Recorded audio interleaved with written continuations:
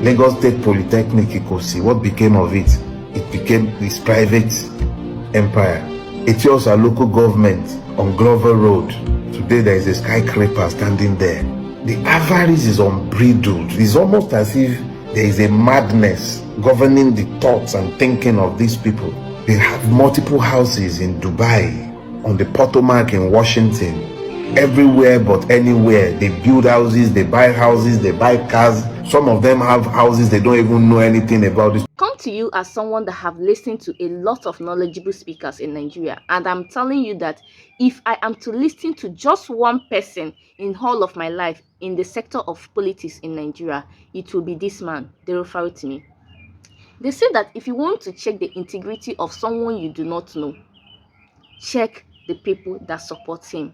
What am I trying to say? If they should bring a foreigner in Nigeria and that foreigner do not know either Tinubu or P2B, and they tell him, which of this man would you support? And that person wants to go for integrity. Do you know that the closest way that foreigner would decide the best choice is to check the people, the character of the people that are supporting, how they speak, how they reason, the character of the people that are supporting these two men.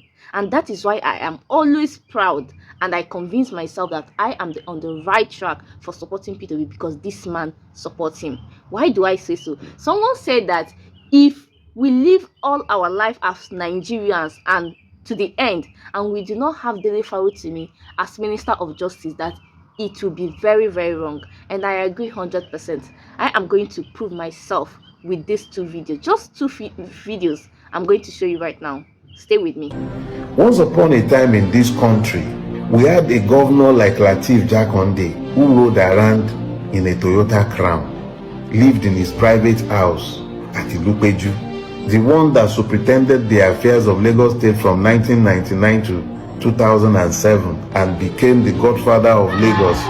It wasn't enough that he had a place on Bodilon. They had to more or less close off an entire street years later for his own provision. These were state properties. It mattered nothing. The avarice did not make it even make sense to them that they shouldn't be seen doing this. Lagos State Polytechnic Ikosi, what became of it? It became this private empire. Etiosa local government on Glover Road. Today there is a skyscraper standing there.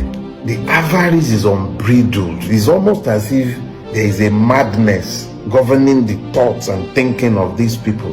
They have multiple houses in Dubai, on the Potomac in Washington, everywhere but anywhere. They build houses, they buy houses, they buy cars. Some of them have houses they don't even know anything about. The story was told to me once, and this is a factual one, of one of Nigeria's rich men who was telling his estate agent that he wanted a particular property. He liked it until the estate agent had to remind him that the house actually belonged to him already. He owns the house, but he didn't know that it was his own house. That is the extent of avarice and how it has maddened them and turned them into insane people, amassing things that are not required or would ever be needed. And that is the story of the Nigerian ruiners. They gather everything. What they need, what they don't need, they gather it all.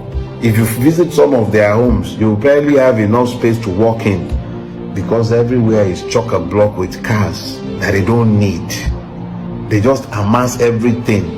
They are hoarders. It is the reign of avarice. It's a form of madness for the Nigerian ruiners. But all these have effects. You find them, they run off to the Barbados to have parties, their birthdays. So it's not enough to have destination weddings. They are having destination birthday parties now. They go off to ever more exotic islands so that the people they afflict might not even see the crumbs from the table of the parties that they set for themselves. This is the reality of the Nigerian. But these things have effect because it's always about cause and effect. They've divided the country along ethno-religious lines because in the absence of a vision that would have constrained them to unify the people so that they might use the concerted energy of the people to achieve vision, they divide the people. A person is as much of a problem for the Tinubu hegemony as Peter has been, and the EFCC has not managed to invite him to carry him. The DSS has no business calling him to order. ICPC has not sent him an invitation. And you are dealing with a system that is extremely vindictive. Bola Tinubu is by far one of the most vindictive of politicians, and he doesn't monkey about with power. He uses power. If he has an hammer with which to kill a fly, he wouldn't use a broom. And yet they are looking at Peter Obi. They can't call him to come and answer one case or the other. Perhaps they are waiting for the right time. When would the right time now come? This man has been the biggest bone in their throat for a few years now, and they find nothing to call him, to hang on him. He's no saint, and I don't expect him to be one. I'm not one, but I do have a lot of respect for a man that can keep his head high in the midst of all this madness. The ruffian of Kaduna, that midget, the English midget, he spoke. They are already looking to cage him. Can they cage him, El-Rufai? If he has done anything deserving of being caged, I'll be the first to supply the padlock. But Peter Obi is there, he's walking around free, and they can't do jack to him. That should tell you something. If it's only because of that, it should be applauded. If I'm going to vote in the coming election, which I already seriously doubt, but if I will vote, if situations remain as they are, and Peter Obi is on the ballot, I'll vote for him. Why not Shore? The question is this: what am I engaging with? Am I engaging with persons, or am I engaging with programs? Showore, you ask, is he running as a politician, or is he looking to crystallize a revolution? If he's running as a politician, it means he's playing politics, right? How well has he positioned his party? Can I take him serious as a political candidate? Has he sold? What are the programs that he's selling? I admire him as a person. I respect his doggedness. But when it comes to politics, I personally do not believe that even his party takes politics serious. It shouldn't be too difficult for a party that deems itself revolutionary to educate the Nigerian people about their objective conditions. How well that party has done that job will reflect in its fortunes at the elections. I am just not persuaded. I wish them good luck, but I'm just not persuaded. It hurts me so much that Dele Farotimi is withdrawing from the politics of Nigeria. He's removing, like he's gradually washing his hands off political matters of Nigeria, and that is what happens when you are someone that's sane, and anytime, every morning, you keep seeing issues in the Nigerian political sector that drives you crazy. That is what happens, because he's not contesting for anything, and I don't think he has any plans to contest in future. He just wants a system that works, and that is why he supports whomever he is supporting right now, which is P2B. He's not supporting him because he wants him to be friends or he wants to gain favor. No, if you follow this man right from time, like, because he didn't just start today, if you have been listening to this man right from time, you will know that if anything is going on and you want to know how it is happening, just go and hear his opinion. Just go and hear his opinion. That is why I tell myself that is why I know that I am on the right track. Because look at how he criticizes any politicians that he wants to criticize, whether praise or criticize. If he's criticizing, he will not come and tell you or go to TV and say Tinubu is stupid, P2B is mad. He does not do like that. If he tell you this person is stupid, he will tell you, he give you reason why he says that this person is stupid. And if you check that reason, you will see for yourself, true, that this is character of someone that is stupid. Like, it is not, it will not be like an insult. He does not throw jabs. He does not call names. He does not. He just tell you things exactly it is. If you see him praising someone, if you see him supporting someone, he will give you reasons beyond reasonable doubt why he is supporting that person. And if tomorrow that person starts doing otherwise, it will not take him anything to denounce the said person. That's to show you that he's not there to gain He has been in prison. He has been cajoled, he has been arrested several times, but yet anytime he has the opportunity, he speaks his truth, not minding his geographical area, not minding where he comes from, not minding his tribe.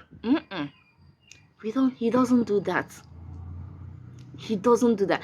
I used to say that this man has the mind of, he does not have the mentality of someone that was born, and I've not looked into his background though, that someone that was born and raised, studied and living in Nigeria. He reasons like, in fact, I won't even say he reasons like white men, because most white people don't even have sense like that we read them. But he's so civil. Let me just put it that way. He is so civil in all his dealing. He's always so civil. If he tell you that this thing is white, he will prove beyond reasonable doubt that this thing is white. If he tell you that it's black, you yourself, you will be seeing that this thing is black. He's one person that once he goes for an interview like this, be you who, the journalist, be you who, you will be forced to listen to him. At a point, it will be like he's the one that is interviewing you. You will be forced to listen to him. If you're not careful, you will lose the questions that because he from one fact to another, dissecting matters. God, Dele Farotimi, you are not contesting for anything, so I can't even say I'm supporting you for this. You are just know that as you are, people are watching you, and posterity will judge you that you speak out. Yes, these are people that history should remember. These are people that future people should study, like try to emulate. But you won't see this kind of people's name in history book when they are gone. It is the ones that contribute to the miserable life that we are living today. That's the ones that your children will go to school to read about, to cram their names for exams. God. Anyway, I thank God for internet. I mean, he keeps saying it that he's not talking so that things will stay different, get different in Nigeria. He is talking so that future generation, when they grow up, and for the thank God for internet, they will see that someone like him is it, someone that spoke, someone that keeps shouting in the wilderness. They will hear that someone was actually speaking up. That thing that every other person is afraid to say. God Dele Farotimi at the midnight. He will say it and go back to sleep. Wake him up by 2 a.m. He will say it. He will repeat exactly what he told you yesterday. As long as the situation of which he said it are still the same, he will repeat it. That's a true man. That's a true man. I give it up for you. Thank you very much, sir. God will continue to bless you. We need people like this in Nigeria. Not cho. Guys, if you have watched this video up to this moment, thank you so much. I appreciate. If this is your first time of coming across my channel, you are welcome. Do well to hit the subscribe button. I will see you in my next video. Bye.